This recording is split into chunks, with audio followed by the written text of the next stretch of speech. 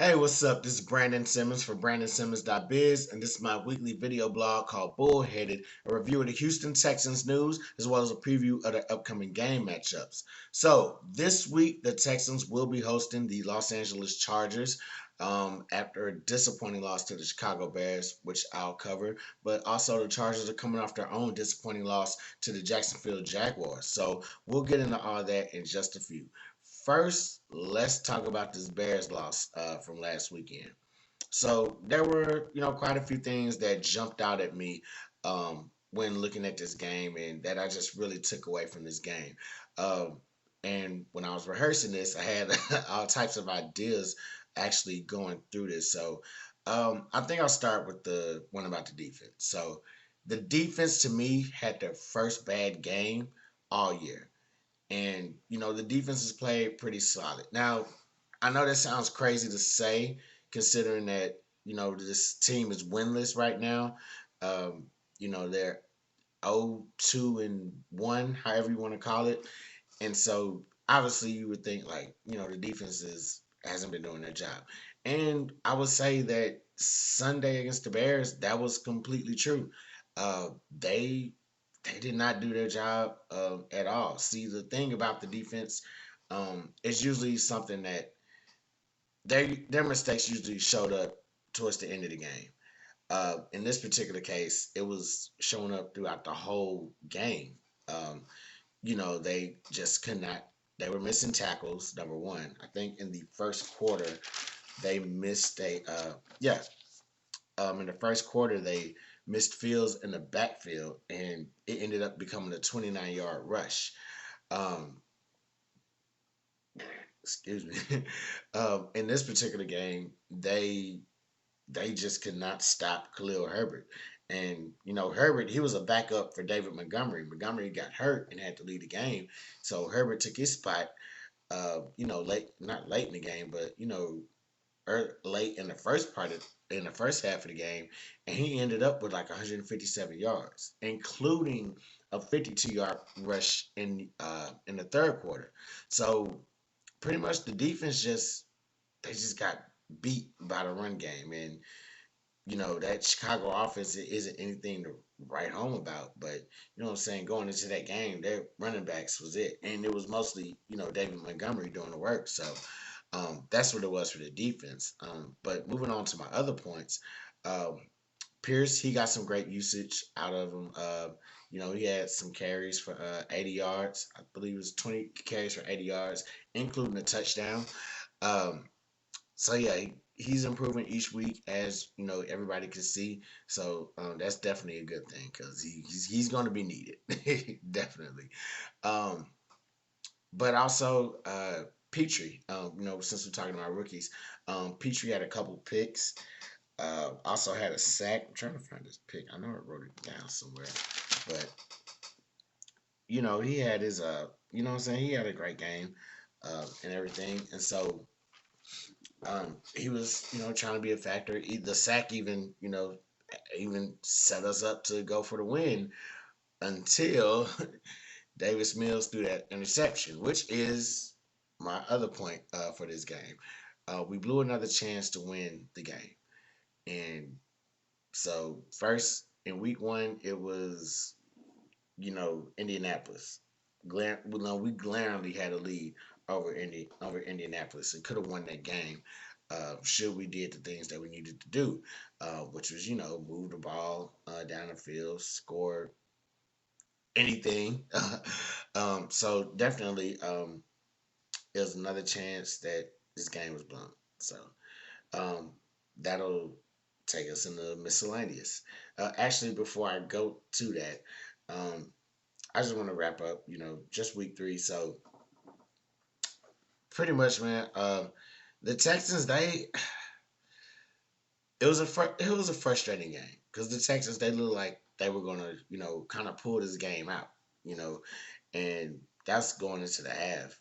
Even though Chicago kicked that field goal or whatever, still going into the half, they look like Texans look like they were gonna hold on and just kind of walk away with this W, but that just really wasn't the case, especially, and that can never be the case in the NFL. So, uh, yeah, Chicago just They were able to just move the ball a little bit better by the way they only way they knew how to really move the ball efficiently and effectively, and that's through running the football. So they got us on that, and now we got to face the Chargers this weekend. Mm. So miscellaneous items, not nothing too much. Brevin Jordan is out, I believe. Yeah, he was out last game, so he'll be out again this week. Everybody else is either a full participant in practice, limited practice, or did not practice. Hopefully, those guys will all be healthy. Actually, Brevin Jordan and Austin Deculus, they're both out this Sunday. Um, Last thing before I get into the game preview, I can kind of see the blame starting to spread around. And listen, I think it's probably been well. I'm not gonna say well overdue. It's still a young season. We're just getting into week 4.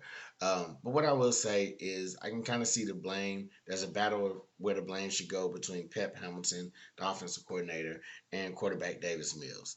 So me, I can remember my critique of um, just how Mills was used going all the way back to that first preseason game. When I said I just really didn't like how he was put in for a series, then they sat him down the rest of the game. It's like, man, this is the guy that's, the coaches have raved about him, the media has raved about him, the fans love him. Every other week, the fans that get on here say, crazy stat about Davis Mills. They'll be like, Davis Mills is the first person to eat he's the first quarterback to eat 3 cheeseburgers and an hour before the game, then go out throw for 275 yards and 5 touchdowns. It's like, what stat is this?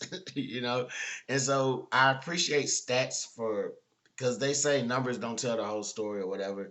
And you know what? That's definitely true. I appreciate stats for giving a glimpse into the story. I think in this particular case, all the stats have shown that he has the potential to take it to the next level. It's just kind of getting him to that next level. And so yeah, and as far as like Pep Hamilton, I don't have anything really bad to say about him. Like I said, because it's still really a young season, and so everybody is clamored to get Hamilton in that particular offensive coordinator position. So um, I mean, I guess it was good till it wasn't good anymore. So, but you know what I'm saying? We'll see what goes on heading into this week 4 matchup against the LA Chargers. So, um, as I mentioned earlier, LA is coming off a bad loss to the Jacksonville Jaguars, 38-10. And so, even though Jacksonville is one of those teams that, they didn't make the playoffs last year, but this year, they look like they have a really promising season.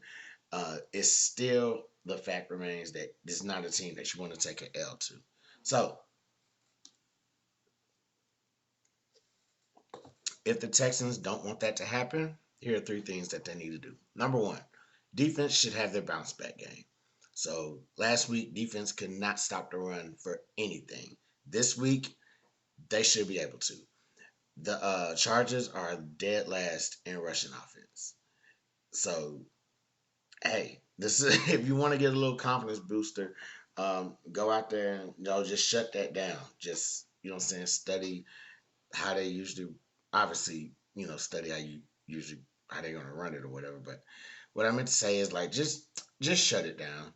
Um, like they'll try some new. I'm pretty sure they'll try some new things at this point if they're because they're obviously well aware of that stat and gonna be like, oh yeah, we want to get better or whatever. But I would defense just go after them, shut it down. Injuries to Herbert, Justin Herbert, he's been dealing with rib injury, playing through a rib injury ever since the Kansas City game, ever since he suffered it in the Kansas City game in week 2.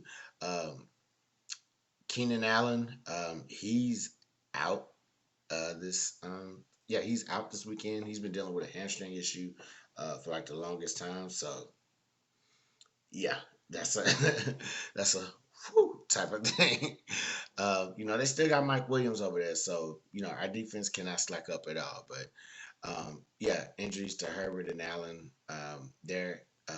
Allen, who is is out, and they're just dead last in yeah, they're just dead last in rushing offense overall.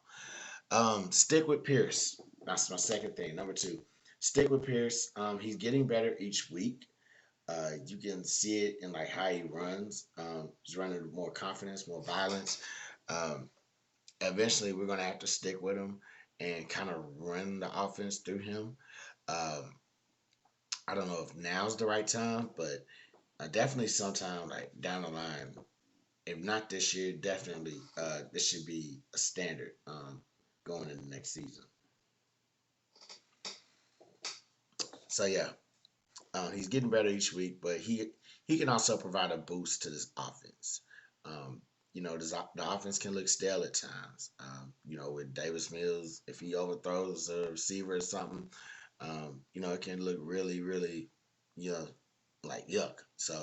Um, just so yeah, definitely, I think his play can provide a boost for the offense, get everybody excited about him playing and just making big plays. Everything has to come. Third and final thing, everything has to come together. Uh, you know what I'm saying? All the positives, like I said last week, build off the positives that you had from those previous 2 weeks. And it's the same message I stand on after 3 weeks of, just pretty much, yeah, after 3 weeks of just seeing like what everybody can do and bring to the table, there are bright spots, but there's nothing clicking at the same time. So, perfect example, offense versus defense. The defense is playing their behinds off. But the offense just does not have it together right now for whatever reason. So um, defense will just have to continue fighting. Offense, they'll have to continue fighting through what they got going on. Simple as that. Um, and they must make plays late in the game. It's a must that you do that. Like, a lot of these games, if the Texans want to start winning, a lot of these games that they'll face, they're probably going to be close games if the Texans really, really put their heart into it. And so, yeah, just make these plays late in the game. Simple as that. So no more interceptions to set up field goals for the opponent. Like, protect the ball control. You throw the intermediate routes if you have to, but please protect. Yo, excuse me, not protect. Please make plays late in this game. Seriously. So, that being said, defense, all y'all got to do is have your bounce back game. Um, Texans just need to stick with Pierce and feed him the ball. And also, yeah, yes, stick with Pierce, feed him the ball. And also, just make sure everything comes together and clicks together. Simple as that. Bring all the positives, bring some, I won't bring negatives to learn from them as what not to do, but definitely bring something positive. Just bring all the bright spots that's been happening these past couple weeks to this game, and just try to make them click, and then make those plays late in the game. Do that, Texans will definitely have a W. So that's all I got for y'all this week. I'm Brandon Simmons for BrandonSimmons.biz. Holla black.